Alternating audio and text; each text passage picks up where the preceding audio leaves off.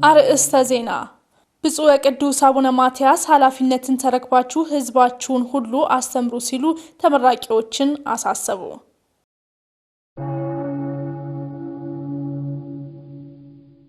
የዲጂታል ሱስ በመንፈሳዊ ህይወትና ስነ ልቦና ላይ ከፍተኛ ተጽዕኖ እያሳደረ መምጣቱ ተገለጸ።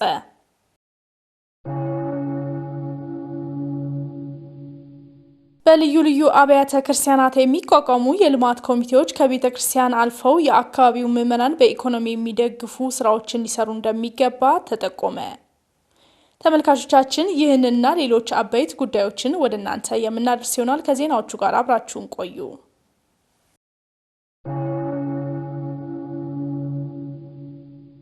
ሰላም የእግዚአብሔር ቤተሰቦች፣ ከማህበረ ቅዱሳን ቴሌቪዥን የዕለቱን አብይ ዜና ይዘንላችሁ ቀርበናል። ከዜናዎቹ ጋር አብራችሁ ቆይታ ማድርገው ኤልሳቤት ቤተነኝ። ከዜናዎቹ ጋር አብራችሁን ትሆኑ ዘንድ በአክብሮት ጋበዝን። ብፁዕ ወቅዱስ አቡነ ማትያስ ኃላፊነትን ተረክባችሁ ህዝባችንን ሁሉ አስተምሩ ሲሉ አሳሰቡ። ቅዱስ ፓትርያርኩ ይህንን ያሉት የቅድስት ሥላሴ ዩኒቨርሲቲ በ2018 ዓ.ም የትምህርት ዘመን ከ500 በላይ ተማሪዎችን ባስመረቀበት ዕለት ነው። የምረቃ ስነ ስርዓቱን ባልደረባችን ዲያቆን ኤርሚያስ ደባሱ ተከታትሎታል።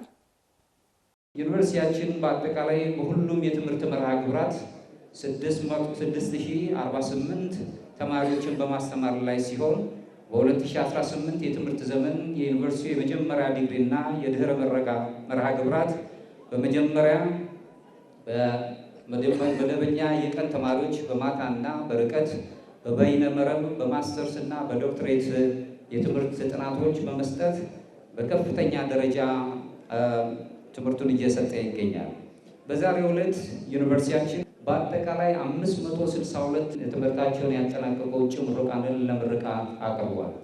ይህም ዓመት በወላይታ በጅማ ሀገረ ስብከት 2 አዳዲስ ማስተባበሪያ ቅርንጫፎችን ማዕከላትን በመክፈት ትምህርት እየሰጠ ሲገኝ ወደፊትም ለኢትዮጵያ ክፍላት በሙሉ ለሚገኙት ትምህርቱን ለማስፋፋት እቅዶች ተይዘዋል።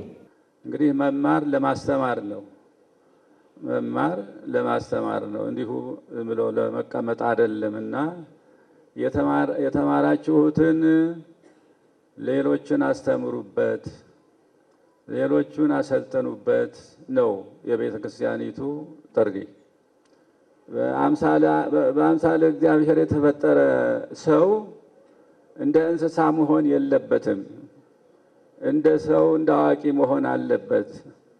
ይህንን ራሱን ካወቀ፣ ማንነቱን ካወቀ፣ አፈጣጠሩን ካወቀ፣ ክብሩንና እውቀቱን ሁሉ ካወቀ እርስ በርሱ አይባላም ነበረ ቢያውቁ ኑሮ እና እንዲያውቅ ነው ዛሬ እንግዲህ እኛም ማስተማር ያለብን። ሰብአዊ ፍጡር እንደ እንስሳ መሆን የለበትም። ክብሩንና ጸጋውን የተሰጠውን ጸጋ መጠበቅ አለበት፣ ማክበር አለበት።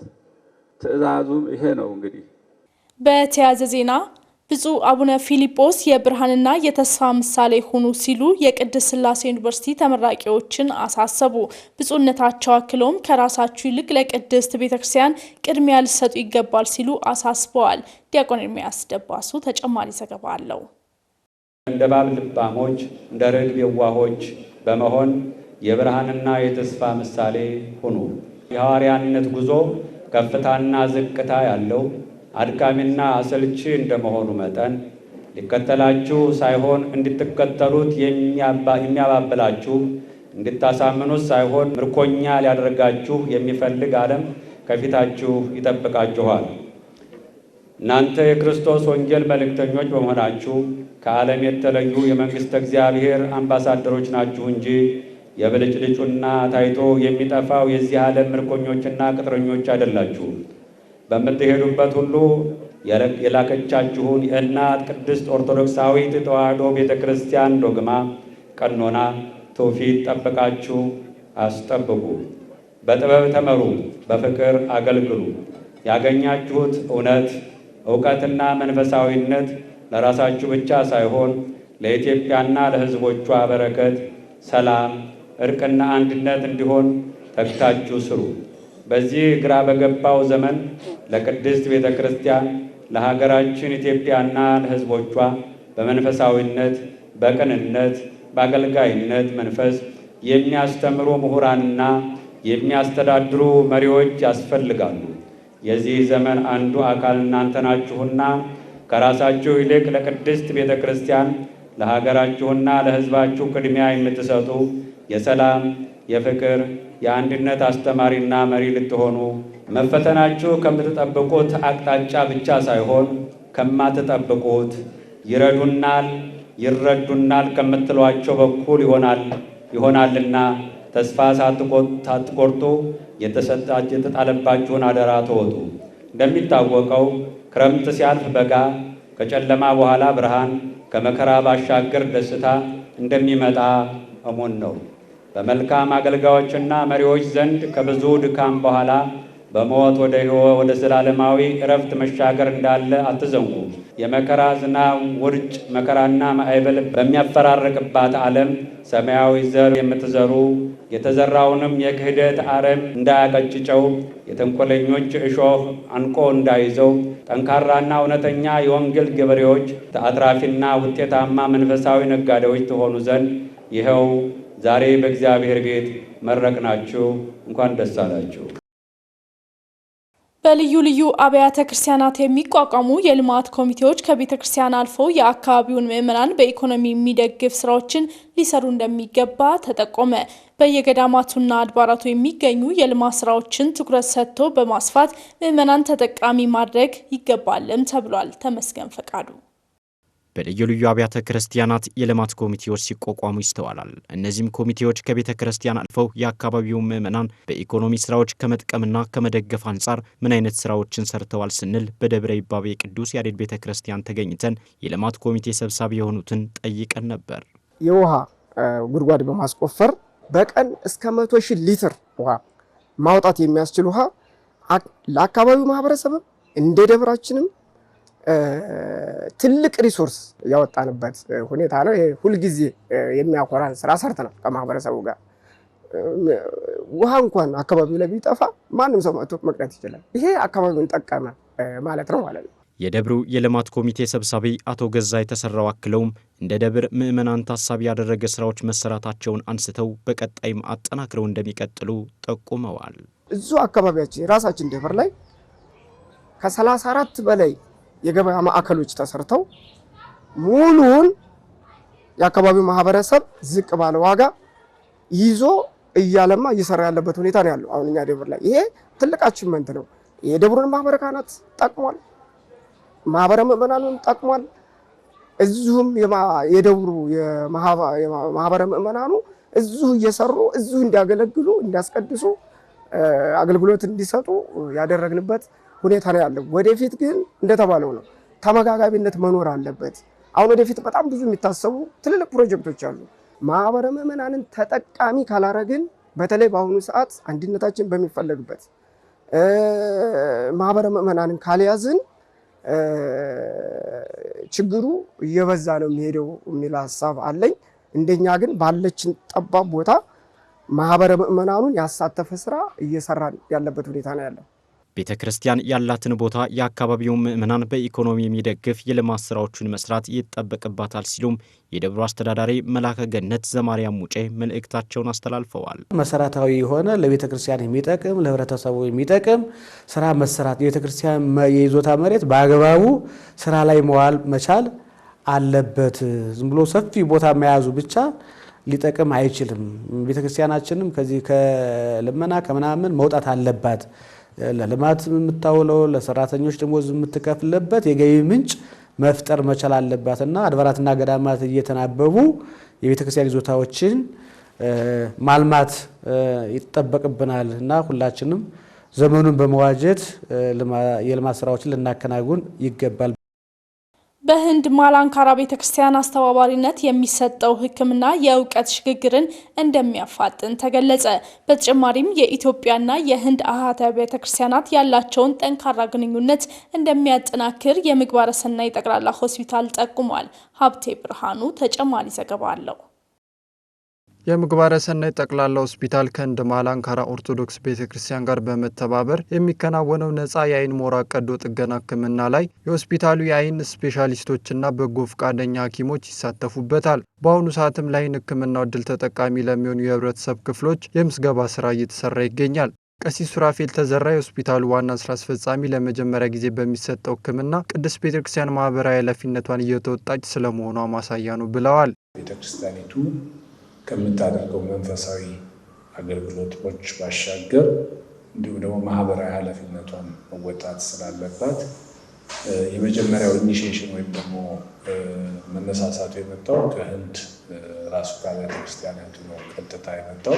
እንግዲህ ያው ከዚህ በፊት ይሄ የመጀመሪያ ነው፣ ከህንድ ቤተክርስቲያን ጋር ይሄ የመጀመሪያ ነው። ቀሲስ ሱራፌል በንግግራቸው መርሃ ግብሩ የማህበራዊና ሰብአዊ ትስስሮችን መፍጠርና ሌሎች አበርክቶችን እንደሚያበረክት አስረድተዋል። ጤና ዘርፍ የሚሰጡ የህክምና አገልግሎቶች በሁለቱ አብያተ ክርስቲያናት መካከል ያለውን ድንበር ያጠብቁታል። ከዛ ባሻገር ደግሞ ማህበራዊ ተጽዕኖ መፍጠር ይችላል። ሀገረ ስብከቶች የሚሰራበትን አቅም ጭምር ይፈጥራል የሚል ግምት አለ። በጣም በህክምናው ረገድ ከፍተኛ ስራ እየሰሩ ስለሆነ ይሄንን የሚሰሩት ስራ ቴክኖሎጂውን ወደኛ አዶፕት ለማድረግ ጥቅም ይኖረዋል ብዬ እገምታለሁ። ደግሞ ማን ነው የመጨረሻው በሰው ኃይል በኩል የእኛን የሰው ኃይል በምንድን ነው ኢምፓወር በማድረግ ወይም ደግሞ በማሳደግ በኩል የራሱን አስተዋጽኦ ይኖረዋል ብዬ እገምታለሁ። በመጨረሻም በህንድ ማላንካራ ኦርቶዶክስ ቤተክርስቲያን በሚሰራው ተግባር ለምዕመናን ምን ፋይዳ አለው ስንል ለጠየቅናቸው ተከታዩን ብለውናል። ቤተክርስቲያኒቱ ለሰበካ ጉባኤ ብር ብቻ መቀበል ሳይሆን በእነዚህ አይነት ሁኔታ ደግሞ የምታክማቸው መሆኑን ለምዕመኑ አንድ ማሳያ። ከዛም ባሻገር ግን ምዕመናንን ብቻም ሳይሆን ይሄ ሆስፒታል የሚያክመው ቋንቋ ሳይለይ ስለሆነ የሚያክመው ሌሎቹንም ደግሞ ኢትዮጵያ የተባለ በሙሉ የመጣ ስለምናክም የመዘገብ ነው ደግሞ እንደዛም ስለሆነ ለቤተክርስቲያኒቱ የሚኖራቸው አመለካከት ሙሉ ለሙሉ ይቀይራል የሚል እምነት አለ። የዲጂታል ሱስ በመንፈሳዊ ህይወትና ስነ ልቦና ላይ ከፍተኛ ተጽዕኖ እያሳደረ መምጣቱ ተገለጸ። ችግሩ ይበልጥ እየተስተዋለ የሚገኘው በአዳጊዎችና ወጣቶች ላይ በመሆኑ መንግስታዊ የህግ መዋቅሮችና የፖሊሲ ማዕቀፎች ሊሰሩለት እንደሚገባ የስነ ልቦና ባለሙያ ተናግረዋል። ታሪኩ አራርሶ ዲጂታል ሱስ ማለት ሳይታወቅ ስልክ፣ ኮምፒውተር እንዲሁም በተለያዩ ሚዲያዎች ላይ ጥገኛ መሆን ነው። በመሆኑም ጥናቶች እንደሚያመለክቱት በዘመናችን በዚህ ሱስ የተጠቁ ሰዎች ቁጥር መጨመሩን ቀሲስ ዶክተር አምሳሉ አያሌው ተናገሩ። ዲጂታል ሱስ ከጊዜ ወደ ጊዜ እየተስፋፋ ይመጣና የወጣቱን ማህበረሰብ በተለይ በቁጥጥር ስር ያዋለ ያለ በተለይም ከ14 እስከ 26% የሚሆነውን የዓለም ህዝብ እየተቆጣጠረው ነው ተብሎ ነው ጥናት ላይ የሚያሳየው የተደረሰበት ነው። ወደኛ ሀገር ስንመጣ ለምሳሌ በኢትዮጵያ የተደረጉ ወደ 11 ጥናቶች አንድ ላይ ስልታዊ ክለሳ ተደርጎላቸው 11 ጥናቶችን ያካተተ በዲጂታል አዲክሽን ላይ ምንድነው የሚለው በሲስተማቲክ ሪቪው ተደርጎ ወደ 43.4 የሚሆኑ የዩኒቨርሲቲ ተማሪዎች በኢንተርኔት ሚስ ዩዝ እና አቢዩዝ አድርገው ይጠቀማሉ ይላል። የስነ ልቦና ባለሙያው አክለውም ይህ የዲጂታል ዓለም መንፈሳዊ ህይወትን እንዲሁም ማህበራዊ ኑሮንም የሚጎዳ ነው ብለዋል። የዲጂታል ዓለሙን በመጠኑ እንዲጠቀመው የመጀመሪያ ያስፈልጋል። ሌላው ጸሎት ተመስጦ ይጠይቃል። ኦንላይን ሆነው ጸሎት የሚጸልዩ ሰዎች አሉ። ከዛ ጸሎትን አቋርጠው ደግሞ ሪስፖንድ አድርገው ለዛ ወደ ጸሎት እንዴት አይነት እግዚአብሔርን በእውነት በእግዚአብሔር ላይ እንዴት መዘባበት ነው ይሄ። ቅዳሴ ቦታ ላይ በዚያው ገብተው መስባኩን ምዕራፉን ለማውጣት ለመከታተል ገብተው በዛው እስኪ እንትና ምን ፖስተች፣ እንትና ምን አለ፣ እንትና ደግሞ ምን መልስ ሰጠው፣ ለዚህ እኔ ትናንት ለለቀቁት ማን ምን ያህል አይቶታል ምንል ከሆነ ጸሎቱም ከንቱ ነው፣ ያመልኮ ቦታ መሄዱም በእግዚአብሔር ላይ መዘበት ነው። ችግሩ ይበልጥ እየተስተዋለ የሚገኘው በአዳጊዎችና በወጣቶች ላይ በመሆኑ መንግስታዊ የህግ መዋቅሮችና የፖሊሲ ማዕቀፎች ሊሰሩለት እንደሚገባ አሳስበዋል። ወደ መጥፎ ነገር ደግሞ እንዳይጠቀሙ የራሱ ክበብ ያስፈልገዋል፣ የራሱ መዋቅር ያስፈልገዋል። ያ ብቻ አይደለም፣ እንደ ትምህርት ቤት ስናወርደው እንደ ሀገር ደግሞ ከፍ ስናደርገው ፖሊሲ ያስፈልገዋል። አሉ አንዳንድ ፖሊሶችን ለማየት ሞክር ያለው ግን ሙሉ ለሙሉ የዘጉ ሀገራት አሉ። ለምሳሌ ከዚህ እድሜ እስከ 18 ወይም እስከ 16 የደረሰ ምንም አይነት ዲጂታል ሚዲያ እንዳይጠቀም ስራ ቦታ ላይ እንውሰድ። ለምሳሌ ቲክቶክ፣ ፌስቡክ እነዚህ ነገሮችን ስራ ቦታ ላይ እንዳይሰሩ አድርጎ ማዕቀብ መጣል ይቻላል እንደ ሀገር። ፍልስፍና ሃይማኖትን መርምሮ ለመረዳትና የእውቀትን አድማስ ለማስፋት ጉልህ ድርሻ እንዳለው ተነገረ።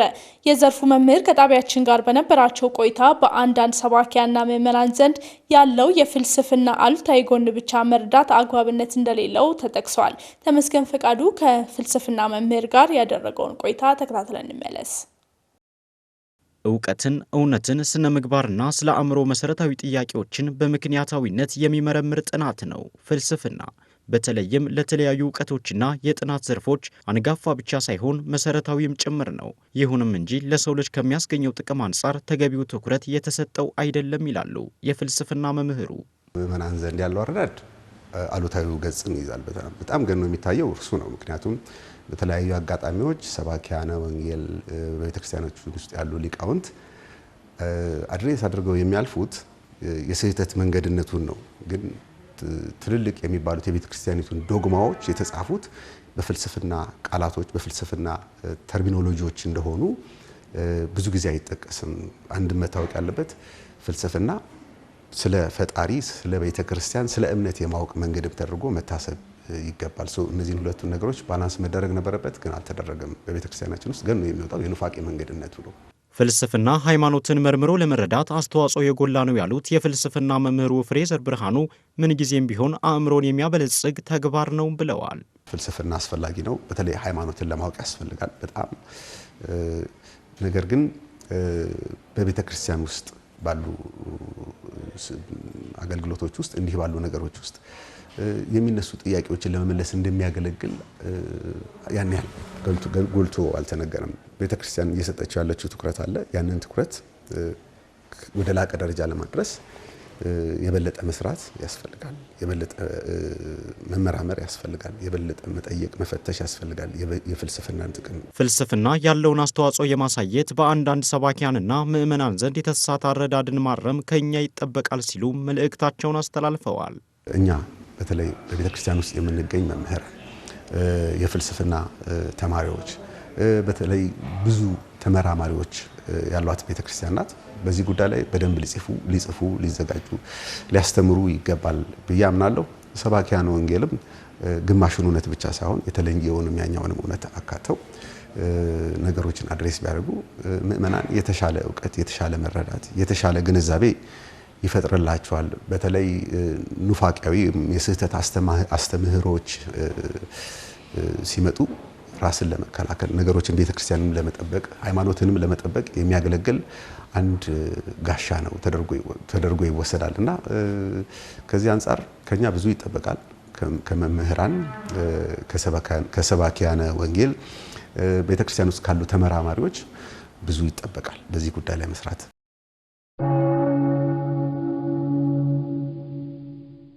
ተመልካቾቻችን በዛሬው ዕለት ታስበው ከሚውሉት ቅዱሳን መካከል ቅዱስ ያዕቆብ ዘእልበረዲን የተመለከተ አጭር ታሪክ ወደ እናንተ ይቀርባል። እሱን ተከታትለን ተመልሰን እንገናኛለን። የስድስተኛው መቶ ክፍለ ዘመን ምስራቃዊ ኮከብ ነው። ለመለካዊ መናፍቃንና ለተዋህዶ ተገዳዳሪዎች ትልቅ መሰናክል የነበረ፣ ለመጀመሪያ ጊዜ ማዕተብን በአንገት ላይ ስለማሰር ያስተማረ፣ የቀናችውን ተዋህዶ ሃይማኖትንም ያጸና ቅዱስ ነው። በዛሬው ዕለት መታሰቢያ በዓሉ የሆነ ያዕቆብ ዘእልበረዲ በስድስተኛው መቶ ክፍለ ዘመን መጀመሪያ ማለትም በ500 ዓመተ ምህረት አካባቢ የተወለደ ሲሆን ያረፈው ደግሞ በ578 ዓመተ ምህረት እንደሆነ ይታመናል። በዘመኑ ቤተክርስቲያን ለሁለት የተከፈለችበት፣ መለካውያን ተዋህዶ ሃይማኖትን ከስሯ ነቅሎ ለማጥፋት ብዙ የሞከሩበት ዘመን ነበር። ይህ እረፍት የነሳው ቅዱስ ያዕቆብ ነገሩን በዝምታ ሊያልፈው አልወደደምና አገልግሎቱን አሰፋ። ሌሊቱን በጸሎት ቀን በቤተክርስቲያን አካባቢ ማስተማር ባይችል በየቦታው እየዞረ ያስተምር ነበር። ከትምህርቱ ጣዕምና ከመልእክቱ ስምረት የተነሳም ምዕመናን እንደገና ተነቃቁ። እርሱም ከግብፅ እስከ ሶሪያ አልፎም እስከ ቁስጥንጥንያ ድረስ ያለ እረፍት ሲሰብክ 40 ዘመናትን አሳለፈ። የወቅቱ የአንጾኪያ ኃያላን መኳንንትና ሹመኛ መናፍቃን ብዙ ያሳድዱት የነበረ ቅዱስ ያዕቆብ በጥበብና በብልህነት ከጠላት ደጅ የነበሩ ምዕመናንን በእረኝነት ጠብቋል። ከብዙ ፈተናና አገልግሎት በኋላም በተወለደ በ78 ዓመቱ በ578 ዓመተ ምህረት አርፎ በክብር ተቀብሯል።